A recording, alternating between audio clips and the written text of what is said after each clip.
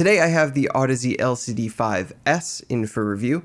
This came from a community member in our Discord. Shouts out to you, you know who you are. Excuse my voice, getting over a cold. But this is a $4,500 flagship open back planar magnetic headphone from Audeze, meant to kind of supplant its former flagship, the LCD-5. I did get to hear it at CanJam for a little bit, and with the benefit of extended listening time at home, as well as taking some measurements on my own head, I wouldn't say my opinion has necessarily changed on this headphone, but there are some things about it that I actually think are really cool and that I do appreciate now that I've had time to kind of give it a more in-depth analysis. So without further ado, let's go ahead and dive in. So let's talk about the visual design first, where, yeah, this is quite similar to the LCD-5, with the main difference being some small accenting changes when it comes to colors. The acetate is the same, but it has this more copper colored grill mesh here, has the more copper colored yoke rods here, and then it also has these rings behind the pads, and these are the slam rings, which provide a leak path from the ear chamber out to the outside, so that when you push the headphones in on your head, or if you move your head around, the trapped pressure doesn't flex the driver and either A, cause a crinkling sound, or B, have danger of damaging the driver. I think this extra leak path is actually a pretty good design element if it doesn't introduce any downsides to the sound quality, and we'll get into that a little bit later. But something I do want to note about the slam rings is that because they are between the pad and the actual chassis of the headphone now, pad swapping these headphones is not going to be like it's been in the past, where you can just kind of rip off the adhesive and then get a new pair of pads and stick on the adhesive of the new ones. Audeze is probably going to make people send this headphone in for pad swaps nowadays, because I think the pad goes onto the slam ring and then the slam ring gets adhered to the chassis. So it's a bit more complex of a design in terms of user serviceability, which is a bit of a downside. Compared to the LCD-5, it is a little bit heavier. I think it's about 50 grams heavier, give or take. I never had an issue with the weight of the LCD-5, and I don't have an issue with the weight of this, especially because this does have the perforated strap, which I much prefer to the solid strap that comes on the MM500. I do generally just feel like it's a more comfortable top of head experience. One big difference for comfort versus the LCD-5 though is the ear pads, which are kind of like a mix between the LCD-5 and the MM500. The LCD-5 had a very pronounced triangular cross section right here. It made it so it was only making contact with the side of your head at a very thin contact point around the circumference of the ear, and personally I found that quite uncomfortable. The MM500 by contrast is more like their older pad designs, where you get kind of a plush rounded edge that has a lot more surface area around your head. This kind of splits the difference between them and takes the conically flaring shape of the LCD-5 and kind of rounds off the edges a little bit, so it's a little bit more forgiving in terms of the feeling on the side of the head. So I like it for comfort, but I also find, because of the way that the part that sits behind the back of your ear is shaped, there's actually a little bit more room in the ear chamber for your ear. I did prefer the LCD-5's weight and head comfort, like with the head strap, versus the MM500, but I preferred the MM500's ear comfort versus the LCD-5 just because of the pads. This kind of splits the difference, where you get the pad comfort that's more like the MM500, but you get the reduced weight because it's not a full aluminum chassis, and you get a better head strap as well. So overall, I would say this is the most comfortable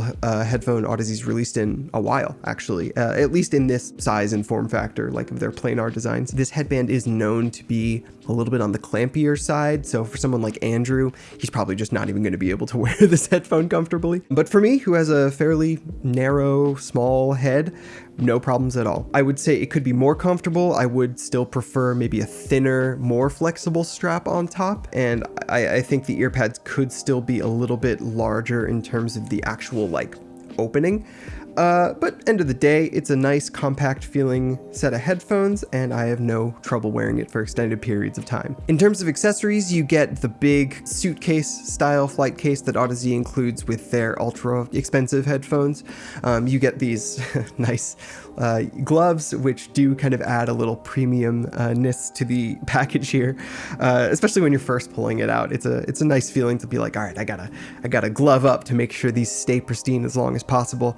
And then you get their premium balanced cable, which terminates in a 4-pin XLR, and their typical 4-pin mini XLR. Overall, this cable's fine. I would say it's a little plasticky feeling, and it has a little bit of shape memory, but it's lightweight, and I find the shape memory is not bad enough that it causes kinking when you're wearing it.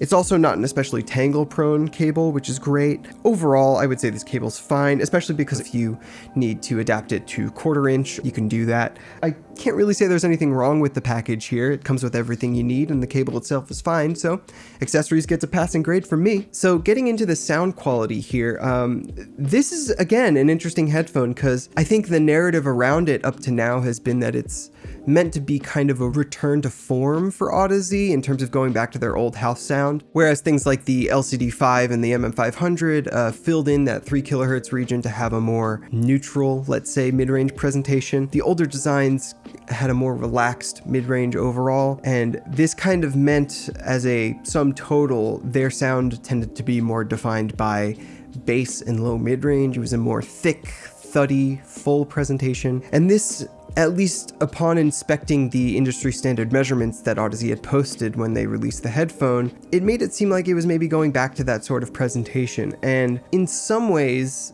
yes, but I actually think it's quite a different presentation overall. So let's start with the bass, because I think that's probably what people are most interested in when it came to the old Audeze designs and what was maybe missing with the newer like LCD-5 and MM500 type designs. So the bass as it actually presents itself is, I would say, kind of more sub-bass focused, which is actually different. The linear extension of the older designs did mean that you didn't actually get sub-bass emphasis. If anything, it was kind of an upper bass, lower mid-range emphasis that you got because there was no defined boost of the sub-bass, and we have a hard time hearing sub-bass versus mid-bass and upper bass. So this headphone actually sounds more sub-bass emphasized than any of the other headphones did prior. It's kind of interesting because you don't get many open back headphones that do that, even the ones that linearly extend, again, because there's no emphasis there, you don't get sub-bass presence just because it's harder to hear that stuff. So that's cool. I wouldn't say it's my preferred presentation. I do find it adds a little bit of lethargy and slowness overall that something like the LCD-4 doesn't really have, because there's no emphasis of sub-bass over mid-bass and upper bass, but also because of that 1 to 1.5 kilohertz rise that this headphone has. Bass instruments themselves have this kind of throaty, almost horn-like quality that sounded pretty darn good on a lot of like electronic bass instruments, where it's not necessarily so much about timbral accuracy, but about how like exciting it sounds. But I did find on a lot of like normal plucked electric basses or acoustic basses, it sounded a little bit too nasal and kind of pinched. That kind of brought me out of it and made things sound a little bit nubby.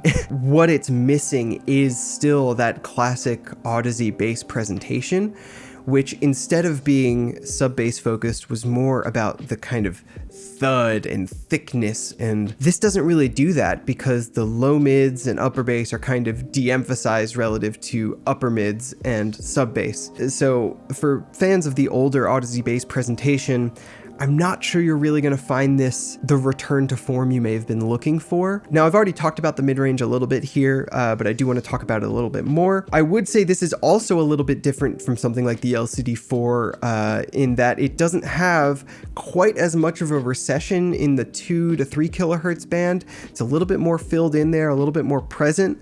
And I think that's a good thing. The intelligibility lack that the older Audeze designs had was palpable and was a problem for a lot of people. But also the LCD-5 and MM500, you know, that kind of new school tuning is a little bit too forward for some people. So I think this kind of splits the difference in a way that would be appealing to the people who can't really find a Goldilocks zone between the newer and the older Audeze designs. However, it also has that really prominent 1 to 1.5 kilohertz bump, which I gotta say is pretty much the Achilles heel of this headphone. I really don't find the mid-range of this headphone enjoyable. It's got kind of a really forward, honky, clenched sounding and forced sounding presentation of things like vocals, guitars, drums. Everything just sounds kind of boxy and honky in a way that's just not appealing. And it also kind of makes the volume hard to gauge with this headphone, because when you first put on the headphone and first try to dial in the volume, I think the first thing people are looking for is like vocal intelligibility and the loudness of vocals. But the vocals are so much louder than everything else with this headphone because of this substantial bump. So you set the volume for the vocals and then you're like, wait, everything else is way too quiet. So you end up having to juice the volume even more and more until the bass is at a satisfying level. And then the vocals are just way too forward and the guitars are just way too forward and the snare drums are way too forward and everything is colored in a way that isn't really pleasing or natural sounding. That said, there are good things about this mid-range. Again, when I was listening to electronic music where timbre isn't so important or we don't have as much of a reference for it, I found this push in the 1K region to actually be kind of fun. It highlighted a lot of the visceral kind of overtone presence of things like bass instruments, but also synthesizers, pads, and vocal samples, like, you know, mangled, distorted vocal samples that are used more as like a sample instead of a vocal in a mix, do sound like they have a pleasant chirp to them, which is nice. So I think for people who listen to a lot of electronic music, the bass and mid-range presentation of this probably won't be too big of an issue. But if you're like me and you have a lot of instrument-based, vocal-focused music in your library, that stuff just sounds outright problematic. So now I want to talk about the treble, where this is actually one of Audeze's most interesting designs, I think. We're gonna get into the on-head data, where I've measured it on my own head to kind of talk about that. But I gotta say, before we get into that, this is probably, in terms of Audeze's designs, the one that has the best treble for me. It's a little bit dark, a little bit muffled sounding, again, like that older Audeze design house sound, but it also doesn't have the extra shimmer and glassiness that things like the LCD-4 or LCD-X had in the past. So let's get into the on-head data now, where I'm gonna show you the measurement taken on my head. This is 5 seatings per side, left and right channel. This has been diffuse field compensated at my ear entrance point, which is where the mic is located. So for those who don't know what that means, recently we went to a lab, put mics in our ears, and measured a full capture of a bunch of speakers around our head to see if our head was a microphone, what that microphone's frequency response would actually look like. Then we basically just do microphone calibration, like you would do with any measurement of an audio device. You want to calibrate away the response of the microphone, so you could just see the response of the headphone. So what we're seeing here is just the response of the headphone.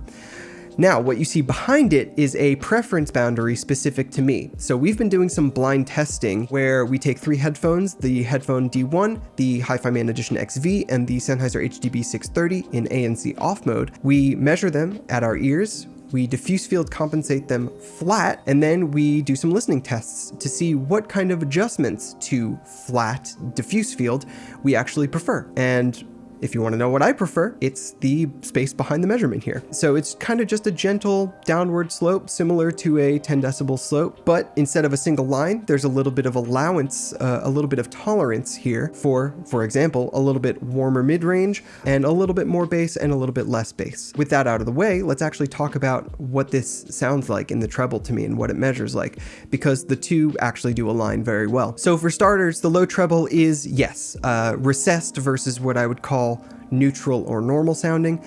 This does have the effect of making vocals and guitars and things with significant upper mid-range presence sound just a little bit muffled, a little bit relaxed, a little bit set at a distance. I don't necessarily hate that. That's something I didn't mind about the older Audeze presentation as well. If this didn't have the sub-bass emphasis, I actually think it would come across a little bit more chesty and kind of punchy as a result. But because it has the sub-bass rise too, the muffliness and the sub-bass rise kind of combine to again add a little bit of slowness and indistinctness. So if I could EQ this region up, I would. Moving up from that, one thing I want to draw attention to is a lot of headphones will have a 5 kilohertz peak on my head.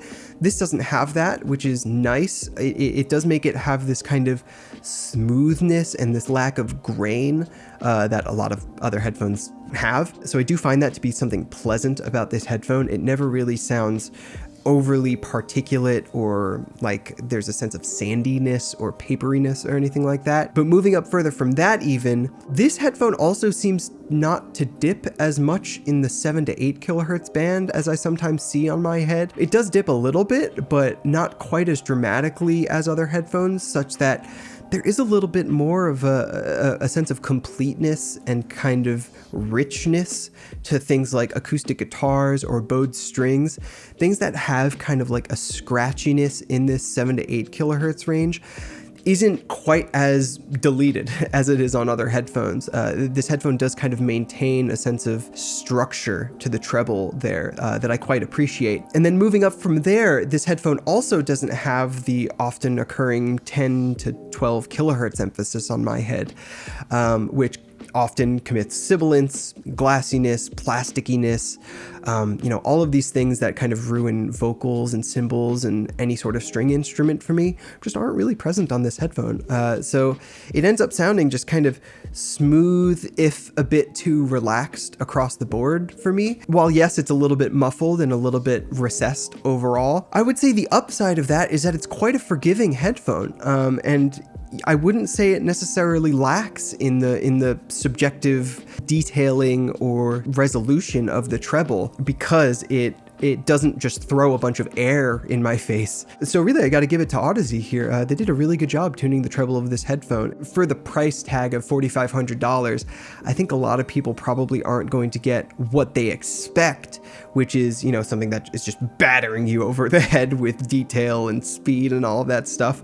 It's not a particularly exceptional, fast or detailed headphone, but I do think it's a quite nuanced presentation that I would say, in my opinion, is more indicative of a $4,500 headphone than a lot of expensive headphones with their just ludicrous treble responses are. Now, there is something to talk about in terms of the spaciousness here, and it does kind of come down to how you digest it, because there is a sense of spatial contrast with this headphone because it has that very prominent 1 kilohertz thing that brings a lot of, especially center panned elements, very, very close. But then you have that upper mid-range, lower treble, broad dip. There's a kind of contrast between that 1 kilohertz forwardness and a lot of things also being set back. To me, this just sounds confused. Like, this sounds like a disjointedness that I would rather not be there. It sounds like the plane of closeness is just out of whack and just doesn't really make sense and sounds wrong for the music. But I think a lot of people are actually going to unpack that as soundstage. Like, a lot of people are probably going to unpack that as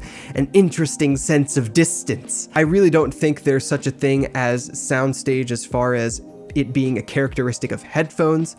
It is a characteristic of how we unpack the sound of a headphone, and we're all going to unpack it differently. So I'm not going to be making any claims in terms of spaciousness when it comes to this headphone. So I guess it's time for some comparisons now, and the comparison I would probably say is most interesting is of the MM500 right behind me there. I will say, when it comes to the bass and the mid-range presentation, I do still prefer the MM500. Just it's more put together and kind of what I'm looking for in terms of its everything under 2 kilohertz, let's say.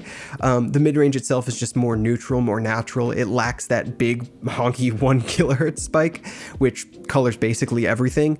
And it also has a little bit more relaxed of a bass presentation. Those two things kind of being relaxed relative to lower mid-range and upper bass does mean it has more of a kind of thuddy, chesty thing going on than this, which is more of a slow, rumbly presentation. But I would say I prefer the treble of this pretty substantially over the MM500. The MM500 is quite a bit too dark in the mid treble for me and way too bright in the upper treble for me.